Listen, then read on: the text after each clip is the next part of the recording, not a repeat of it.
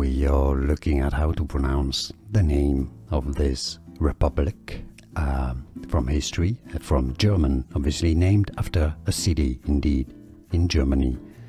Named in German, pronounced as Weimar. Weimar, okay, so W sounds like a V, and it's an I sound, not an A sound. Weimar. Now in English, it's generally said similarly as Weimar Republic.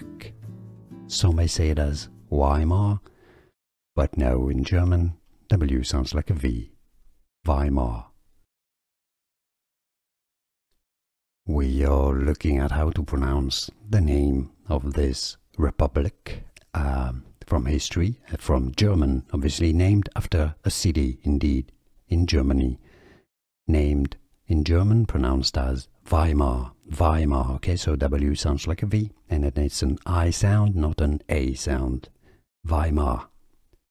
Now in English, it's generally said similarly as Weimar Republic.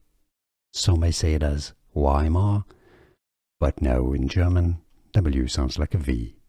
Weimar. Here are more videos on how to pronounce more confusing words and names too many mispronounced. Like this video if you found it useful. I appreciate your support. I'll see you soon and thanks for watching.